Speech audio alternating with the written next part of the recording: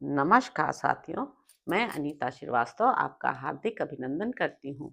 महर्षि वेदव्यास द्वारा रचित महाभारत के 95वें अध्याय में आज का प्रसंग है दक्ष प्रजापति से लेकर पुरुवंश, भरतवंश एवं पांडुवंश की परंपरा का वर्णन।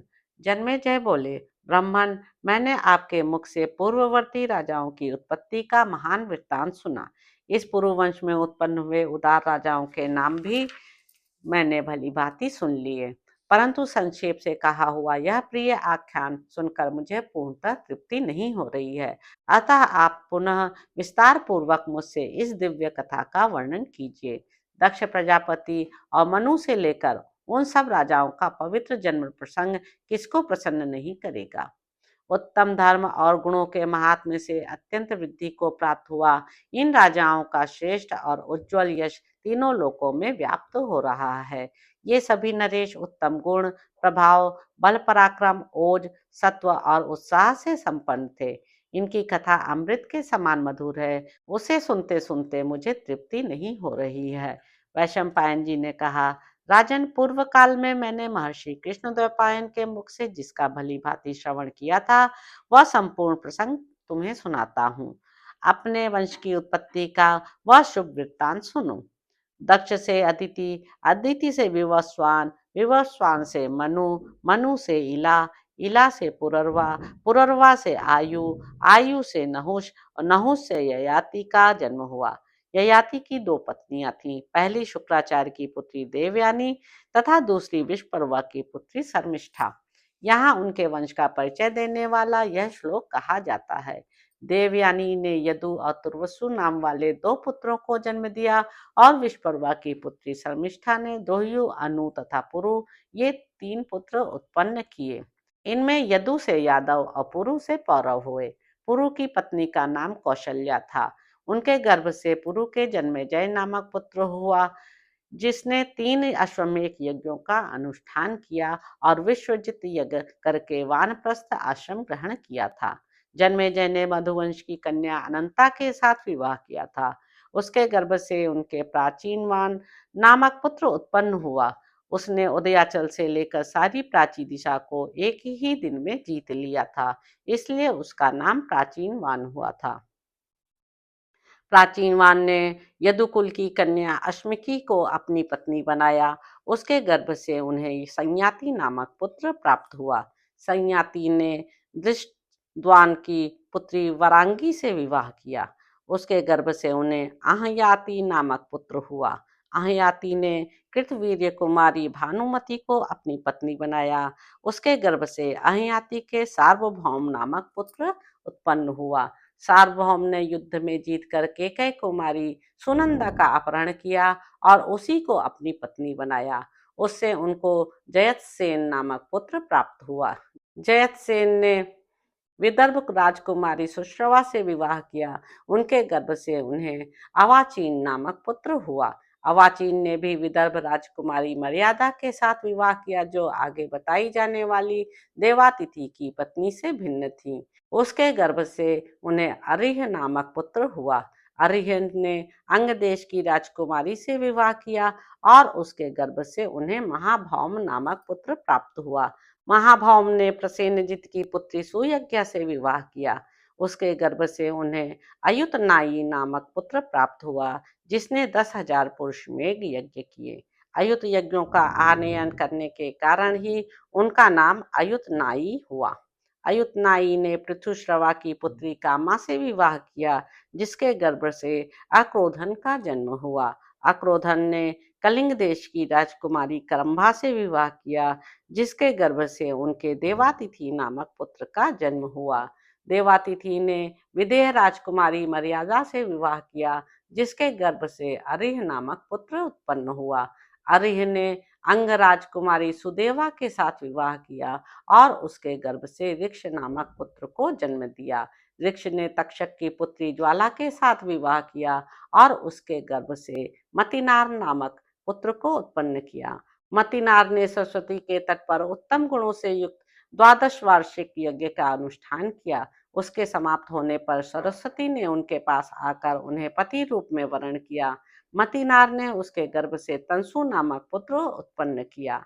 यहाँ वंश परंपरा का सूचक श्लोक इस प्रकार है। सरस्वती ने मतिनार से तंसु नामक पुत्र उत्पन्न किया और तंसु ने कलिंग राजकुमारी के गर्भ से इलिन नामक पुत्र को जन्म दिया। इलिन ने रथंतरी के गर्भ से दुष्यंत आदि 5 पुत्र उत्पन्न किए। दुष्यंत ने विश्वामित्र की पुत्री शकुंतला के साथ विवाह किया, जिसके गर्भ से उनके पुत्र भरत का जन्म हुआ। यहाँ वंश परंपरा के सूचक 2 श्लोक हैं। माता तो भांति के समान है, वास्तव में पुत्र पिता का ही होता है, जिससे उसका जन्म होता है, वही उस बालक के रूप में प्रकट होता है। दुष्यंत, तुम अपने पुत्र का भरण पोषण करो, शकुंतला का अपमान न करो। गर्भाधान करने वाला पिता ही पुत्र रूप में उत्पन्न होता है। नरदेव, पुत्र यमलोक से पिता का उद्धार कर देता है। तुम ही इस गर्भ के आधान करने वाले हो। शकुंतला का कथन सत्य है। आकाशवाणी ने भरण पोषण के लिए कहा था, इसलिए उस बालक का नाम भरत हुआ। भरत ने राजा सर्वसेन की पुत्री सुनंदा से विवाह किया। वह काशी की राजकुमारी थी। उसके गर्भ से भरत के भूमन्यु नामक पुत्र हुआ। भूमन्यु ने दशाह कन्या विजया से विवाह किया, जिसके गर्भ से सुहोत्र का जन्म हुआ। सुहोत्र ने इक्ष्वाकु कुल की कन्या सुवर्णा से विवाह किया। उसके गर्भ से उन्हें हस्ती नामक पुत्र हुआ, जिसने यह हस्तिनापुर नामक नगर बसाया था। हस्ती के बसाने से ही यह नगर हास्तिनपुर कहलाया। हस्ती ने तिगर्त राज की पुत्री यशोधरा के साथ विवाह किया और उनके गर्भ से विकुंठन नामक पुत्र उत्पन्न हुआ। विकुंठन ने दशार कुल की कन्या सुदेवा से विवाह किया और उसके गर्भ से उन्हें अजमीण नामक पुत्र प्राप्त हुआ। अजमीर के कैकेयी, गांधारी, विशाला तथा ऋचा से 124 पुत्र हुए। वे सब पृथक पृथक वंश प्रवर्तक राजा हुए। इनमें राजा संवरण कुरुवंश के प्रवर्तक हुए। संवरण ने सूर्य कन्या तप्ती से विवाह किया, जिसके गर्भ से कुरु का जन्म हुआ। कुरु ने दशाह कुल की कन्या शुभांगी से विवाह किया। उसके गर्भ से विदुर नामक पुत्र हुआ। विदुर ने मधुवंश की कन्या संप्रिया से विवाह किया, जिसके गर्भ से अनश्वा नामक पुत्र प्राप्त हुआ। अनश्वा ने मगध राजकुमारी अमृता को अपनी पत्नी बनाया। उसके गर्भ से परीक्षित नामक पुत्र उत्पन्न हुआ। परीक्षित ने बाहुद राज की पुत्री सुयसा के साथ विवाह किया, जिसके गर्भ से भीमसेन नामक पुत्र हुआ। भीमसेन ने केकय देश की राजकुमारी कुमारी को अपनी पत्नी बनाया, जिसके गर्भ से प्रतिश्रवा का जन्म हुआ। प्रतिश्रवा से प्रतीप उत्पन्न हुआ। उसने शिवी देश की राजकन्या सुनंदा से विवाह किया और उसके गर्भ से देवापी, शांतनु तथा बालीक इन 3 पुत्रों को जन्म दिया। देवापी बाल्यावस्था में ही वन को चले गए, अतः शांतनु राजा हुए। शांतनु के विषय में यह अनुवंश श्लोक उपलब्ध होता है। वे जिस जिस बूढ़े को अपने दोनों हाथों से छू देते थे, वह बड़े सुख और शांति का अनुभव करता था तथा पुनः नौजवान हो जाता था। इसलिए लोग उन्हें शांतनु के रूप में जानने लगे। यही उनके नाम शांतनु पड़ने का कारण हुआ। शांतनु ने भागीरथी गंगा को अपनी पत्नी बनाया, जिसके गर्भ से उन्हें देवव्रत नामक पुत्र प्राप्त हुआ, जिसे लोग भीष्म कहते हैं। भीष्म ने अपने पिता का प्रिय करने की इच्छा से उनके साथ माता सत्यवती का विवाह कराया, जिसे गंधकाली भी कहते हैं। सत्यवती के गर्भ से पहले कन्यावस्था में महर्षि पराशर से देवपायन व्यास उत्पन्न हुए थे। फिर उसी सत्यवती के राजा शांतनु द्वारा 2 पुत्र और हुए, जिनका नाम था विचित्रवीर और चित्रांगत। उनमें से चित्रांगत युवावस्था में पदार्पण करने से पहले ही एक गंधर्व के द्वारा मारे गए, परंतु विचित्रवीर राजा हुए। विचित्रवीर ने अंबिका और अंबालिका से विवाह किया। वे दोनों काशीराज की पुत्रियां थीं और उनकी माता का नाम कौशल्या था। विचित्रवीर के अभी कोई संतान नहीं हुई थी, तभी उनका देहावसान हो गया।